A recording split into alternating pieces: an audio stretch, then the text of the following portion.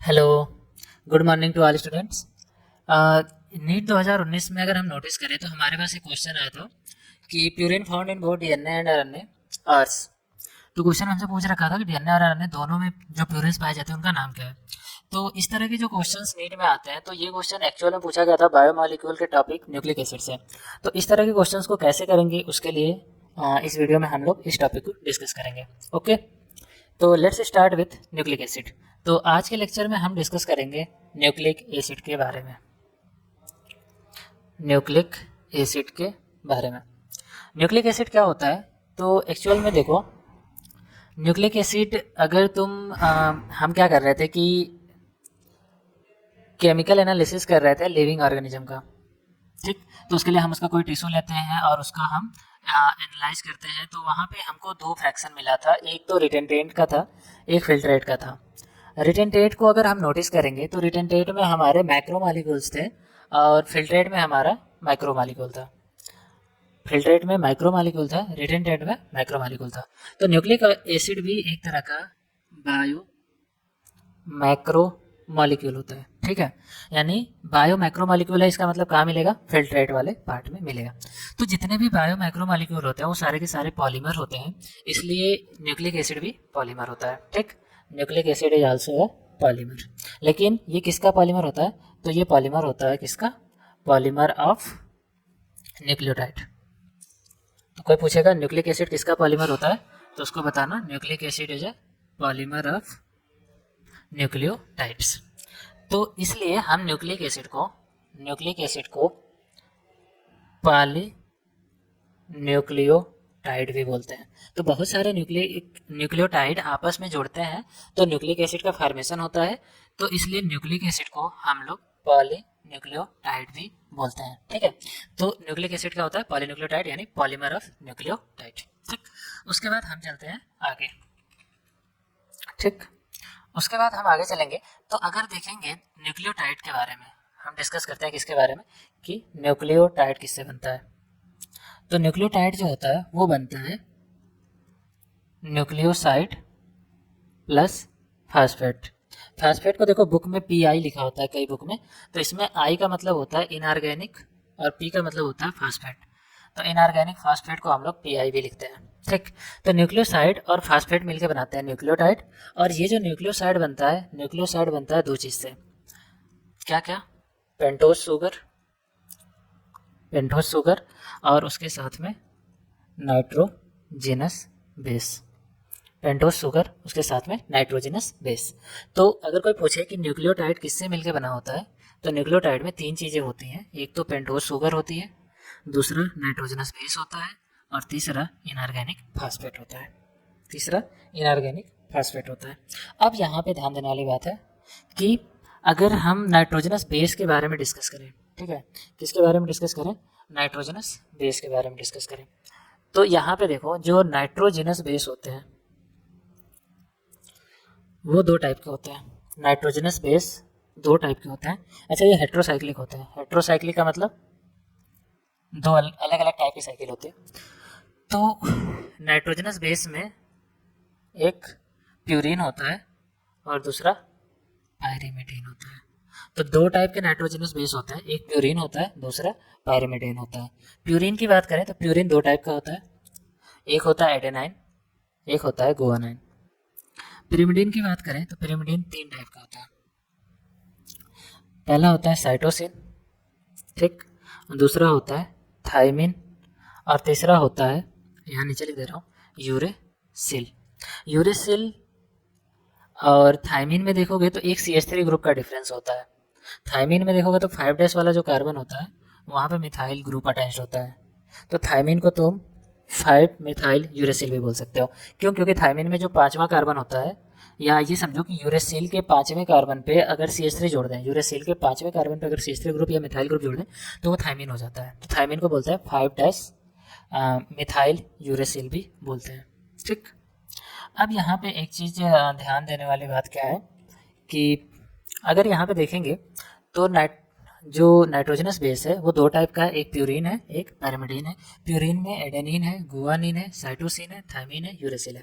ठीक, अब यहाँ पे ध्यान दो कि अगर हम बात करें न्यूक्लिक एसिड की, किसकी बात करें तो न्यूक्लिक एसिड की। तो न्यूक्लिक एसिड किससे बनेगा, पॉलीमर ऑफ न्यूक्लियोटाइड। बहुत सारे न्यूक्लियोटाइड न्यूक्लियोटाइड न्यूक्लियोटाइड आपस में जुड़ेंगे तो बनेगा हमारा न्यूक्लिक एसिड। ठीक है, अब ये न्यूक्लियोटाइड किससे बन रहा था, तो वो हमने देखा था कि वहाँ पे हमको एक पेंटोज शुगर चाहिए, एक नाइट्रोजनस बेस चाहिए और इसके साथ में एक फास्फेट ग्रुप चाहिए, तो बनाते हैं हम एक न्यूक्लियोटाइड। तो जब पेंटोज शुगर की बात करोगे तो पेंटोज में दो वर्ड, एक पेंट एक ओज है। पेंट का मतलब होता है 5, तो पेंटोज शुगर बनती है 5 कार्बन से। पेंटोज शुगर में कितने कार्बन होते हैं, 5 कार्बन। तो हम यहाँ पे बना लेते हैं एक पेंटोज शुगर बना लेते हैं कोई भी। ये हमारे पास में एक पेंटोज शुगर है, यहाँ OH ग्रुप सी, मतलब इसमें OH ग्रुप पाया जाता है, यहाँ पे है हमारा CH2OH ग्रुप, ये एक पेंटोज शुगर है। ठीक है, अब इसमें देखोगे तो हम इसको बोलते हैं प्राइमरी कार्बन, पहला कार्बन है 1 डैश कार्बन बोलेंगे, ये हमारा 2 डैश कार्बन या 3 prime carbon, 4 prime carbon, 5 prime carbon. तो ये 5 कार्बन की एक पेंटोज शुगर है। तो इसमें ये 1 prime carbon, 2 prime carbon, 3 prime carbon, 4 prime carbon, 5 prime carbon. ठीक है, ये हमने इसकी क्या करी है, नंबरिंग कर दिया। ठीक, तो अब यहाँ पे जो नाइट्रोजनस बेस जुड़ता है, नाइट्रोजनस बेस जुड़ता है प्राइमरी कार्बन पे। प्राइमरी कार्बन पे कौन जुड़ता है, नाइट्रोजनस बेस।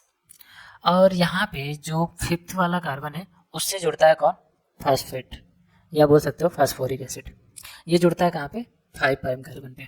ठीक है, तो अगर हम बात करें एक न्यूक्लियोटाइड की, तो एक न्यूक्लियोटाइड बनाने के लिए हमको क्या करना पड़ेगा, पेंटोज शुगर को हमें जोड़ना पड़ेगा नाइट्रोजनस बेस से। पेंटोज शुगर को हमें जोड़ना पड़ेगा किससे, नाइट्रोजनस बेस से। तो यहाँ पे जो जोड़ते हैं, यहाँ पे जो बॉन्ड बनता है, ठीक है, उसको बोलते हैं ग्लाइकोसिडिक बॉन्ड।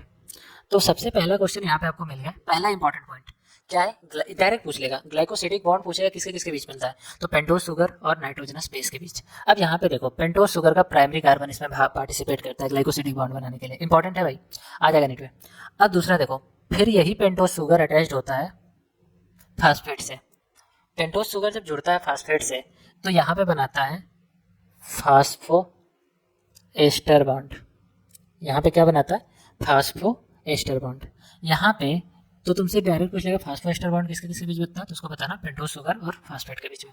या बोल सकते हो पेंटोज शुगर से इस समय तक नाइट्रोजनस बेस जुड़ चुका होता है, तो ये न्यूक्लियोसाइड भी बोल सकते हो, न्यूक्लियोसाइड और फास्फेट के बीच में या पेंटोज शुगर और फास्फेट के बीच में क्या बनता है, फास्फो एस्टर बॉन्ड। और ज़्यादा बेहतर करना है तो यहाँ पे तुम देखो 5 प्राइम वाला जो कार्बन होता है पेंटोज शुगर के पास, वो जाके बॉन्ड बनाता है फास्फो एस्टर। तो 5 प्राइम कार्बन वाला 5 प्राइम पे जो कार्बन है वो फास्फेट के साथ फास्फो एस्टर बॉन्ड बनाता है। अच्छा, तो ये बन गया हमारा एक न्यूक्लियोटाइड। तो एक न्यूक्लियोटाइड में हमारे 2 बॉन्ड इंपॉर्टेंट होते हैं, कौन कौन से बॉन्ड, पहला ग्लाइकोसिडिक बॉन्ड, दूसरा phosphoester bond. Glycosidic bond pentose sugar के पहले कार्बन और नाइट्रोजनस बेस के बीच में बनता है, phosphoester bond pentose sugar के 5वें कार्बन और फास्फेट ग्रुप के बीच में बनता है। अब ये जो न्यूक्लियोटाइड है आपस में ऐड करेंगे, और जब ये आपस में ऐड करेंगे तो बनेगा हमारा पॉलीन्यूक्लियोटाइड, तो बनेगा हमारा पॉलीन्यूक्लियोटाइड या न्यूक्लिक एसिड। तो यहाँ पे क्या होगा, एक न्यूक्लियोटाइड दूसरे न्यूक्लियोटाइड से अटैच्ड होगा, दूसरा न्यूक्लियोटाइड तीसरे न्यूक्लियोटाइड से, और तीसरा न्यूक्लियोटाइड चौथा, ऐसे बहुत सारे न्यूक्लियोटाइड जुड़ेंगे। तो इसमें जुड़ते कैसे हैं वो देखो। तो ये वाला जो कार्बन होता है, ठीक है, इसका 3 डैश, इसका देखो, इसके 5 डैश एंड पे देखोगे तो 5 डैश एंड पे फास्फेट ग्रुप जुड़ा हुआ है, मतलब 5 प्राइम कार्बन पे तो फास्फेट जुड़ा हुआ है। इसके 3 प्राइम कार्बन को देखोगे तो यहाँ पे OH होता है, और इसके 5 प्राइम कार्बन पे देखोगे तो यहाँ फास्फेट होता है। ठीक, इसके फिर 3 प्राइम पे OH होगा। तो ये जो 3 प्राइम और 5 प्राइम है इनके बीच में बॉन्ड बनता है, इन OH और फास्फेट के बीच में बॉन्ड बनता है, और इस वाले यहाँ पे भी एक एस्टर बॉन्ड बनता है। तो इसी वजह से इसको हम लोग बोलते हैं फास्फो, इसको बोलते हैं हम लोग फास्फो डाई एस्टर बॉन्ड। ध्यान देने वाली बात यहाँ पे ये है कि फास्फो एस्टर बॉन्ड पहले ही बन चुका है। फास्फो एस्टर बॉन्ड यहाँ फास्फेट और यहाँ पे एक OH ग्रुप था, वहाँ से हाइड्रोजन को निकाला, तो यहाँ पे पहले से ही एक फास्फो और एस्टर बॉन्ड बना हुआ था। तो 3 डैश हाइड्रोक्सिल के साथ ही 5 डैश जब जुड़ता है, फास्फेट जुड़ता है, तो यहाँ दोबारा एस्टर बॉन्ड बनता है। तो यहाँ पहले से ही फास्फो एस्टर बॉन्ड है और यहाँ पे दोबारा फास्फो एस्टर बॉन्ड बन रहा है, इसलिए इसका नाम फास्फो डाई एस्टर बॉन्ड रख दिया गया। तो फास्फो डाई एस्टर बॉन्ड किसके बीच में बनता है, तो ये तो सिंपल है, बिटवीन 2 न्यूक्लियोटाइड। 2 न्यूक्लियोटाइड के बीच में जो बॉन्ड बनेगा वो फास्फोडाइस्टर बॉन्ड है।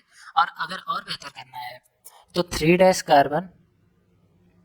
Carbon of 1 nucleotide and 5 dash carbon of another nucleotide. तो 3 डैश और 5 डैश के बीच में बनता है हमारा फास्फोडाइस्टर बॉन्ड। तो कोई पूछेगा फास्फोडाइस्टर बॉन्ड, फास्फोडाइस्टर बॉन्ड किसके किसके बीच बनता है, तो इसको बोल सकते हो 3 prime to 5 prime phosphodiester bond बनता है दो न्यूक्लियोटाइड के बीच में। अब ये जो पॉलीन्यूक्लियोटाइड बना इसमें तुमको 3 इंपॉर्टेंट बॉन्ड मिल गए, तीनों इंपॉर्टेंट बॉन्ड को ध्यान रखना। अब ये जो पॉली न्यूक्लियोटाइड बना ये एक्चुअल में बन गया क्या, न्यूक्लिक एसिड। ये क्या बन गया एक्चुअल में, न्यूक्लिक एसिड। अब ये जो पॉलीन्यूक्लियोटाइड की चेन बनी है तो इसमें दो तरह की चेन बनती है जिसकी वजह से दो तरह के न्यूक्लिक एसिड बनते हैं। तो न्यूक्लिक एसिड दो तरह के होता है, कोई पूछेगा न्यूक्लिक एसिड कितने टाइप के, न्यूक्लियोटाइड एसिड दो टाइप का होता है। एक को बोलते हैं हम लोग डीएनए और एक को बोलते हैं आरएनए। डीएनए मतलब D oxy ribo nucleic acid, RNA मतलब राइबो न्यूक्लिक एसिड। ठीक, अब यहाँ पे आपको क्या करना है, डीएनए और आरएनए के बीच का डिफरेंस ध्यान रखना है। डीएनए और आरएनए के बीच का डिफरेंस ध्यान रखना है। तो पहली चीज़ तो यहाँ पे डिफरेंस सुनो क्या है कि अगर आरएनए को देखोगे तो इसमें एक सिंगल चेन रहेगी। सिंगल चेन होती है किसकी, पॉलीन्यूक्लियोटाइड की। मतलब कई पॉलीन्यूक्लियोटाइड की चेन बनेगी, न्यूक्लियोटाइड न्यूक्लियोटाइड न्यूक्लियोटाइड न्यूक्लियोटाइड की एक सिंगल चेन बनेगी। ठीक है, तो एक जो सिंगल चेन बनती है उसको हम लोग बोलते हैं आरएनए। डीएनए में क्या होता है, डबल चेन होती है, double chain of polynucleotide. DNA के बारे में अपन बहुत ब्रीफ में यहाँ डिस्कस कर रहे हैं, अपन इसको बहुत विस्तार से डिस्कस करेंगे जब हम 12th में आएंगे। ठीक है, 12th में जब मॉलिक्यूलर बेसिस ऑफ इनहेरिटेंस पढ़ेंगे तो वहाँ बहुत विस्तार से डिस्कस करेंगे। अभी यहाँ पे हल्का सा देख लेते हैं। तो डीएनए में देखोगे तो डबल चेन पॉलीन्यूक्लियोटाइड होता है, इसमें सिंगल चेन पॉलीन्यूक्लियोटाइड होता है। डीएनए का जो पेंटोस शुगर होता है उसको हम लोग डीऑक्सीराइबोस शुगर बोलते हैं, डीऑक्सीराइबोस शुगर बोलते हैं, जिसका फार्मूला होता है C5H10O4। आरएनए में जो शुगर होती है उसको हम लोग राइबोस शुगर बोलते हैं और उसमें जो हमारा फार्मूला बनता है C5H10O5। यानी आरएनए की जो शुगर होती है उसमें एक ऑक्सीजन ज़्यादा होती है। ठीक, ये इंपॉर्टेंट बात है, ध्यान रखना।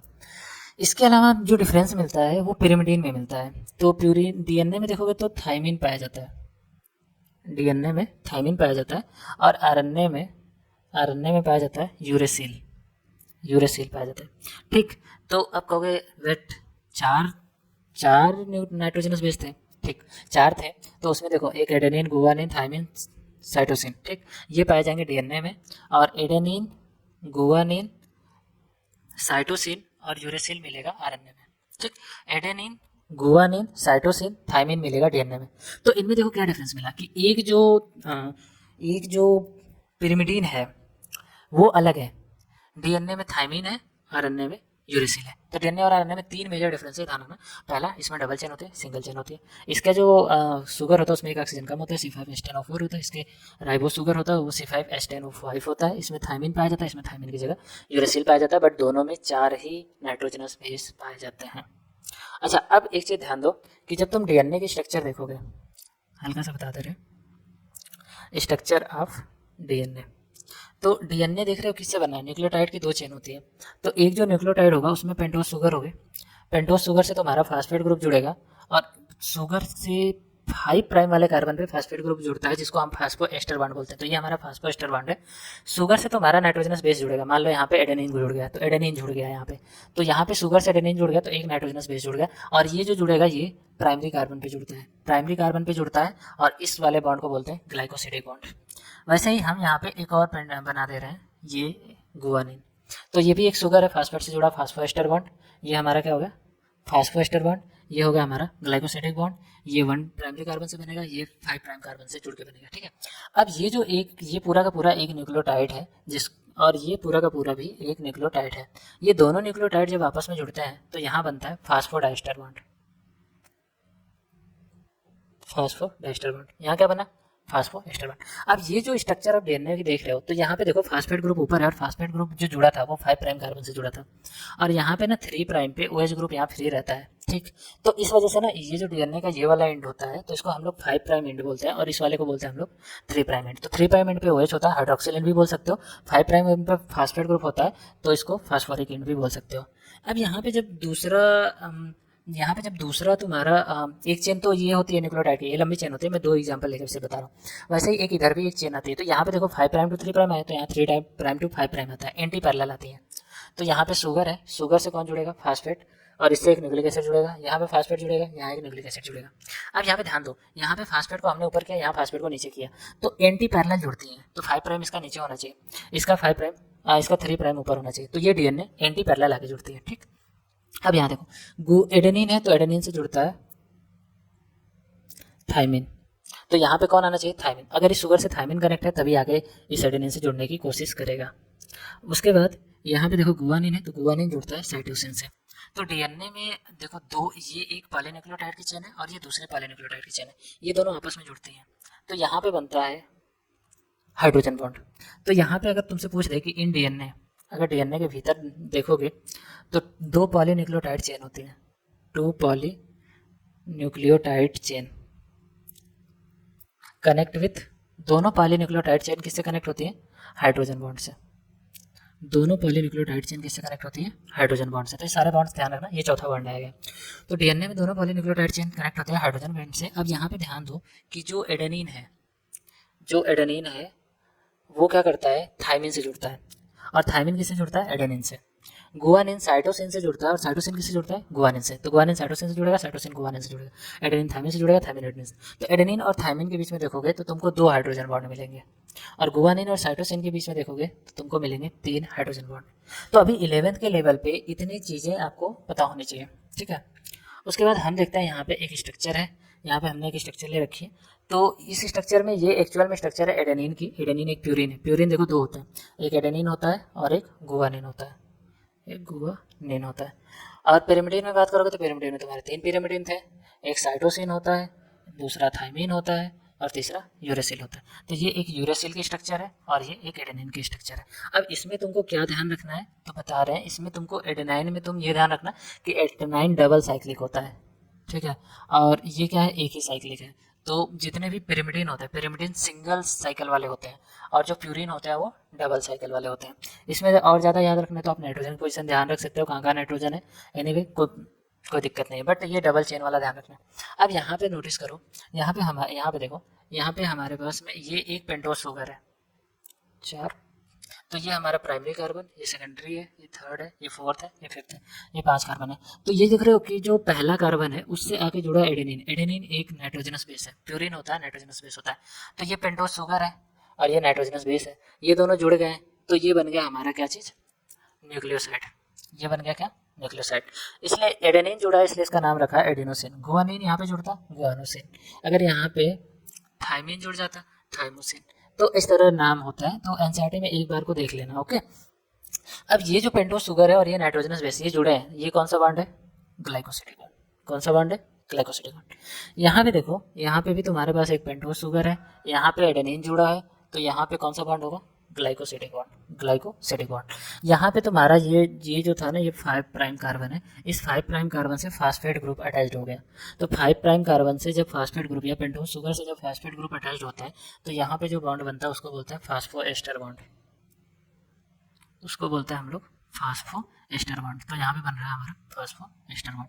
ये स्ट्रक्चर किसकी है, ये स्ट्रक्चर है एक न्यूक्लियोटाइड की। तो एडेनिन जुड़ा तो एडेनाइलिक एसिड, गुआनिन जुड़ता तो गुआनाइलिक एसिड। तो इस तरह तुम लोग इस चीज़ को ध्यान रखना। अब क्वेश्चन ये है कि purine found both in DNA and RNA.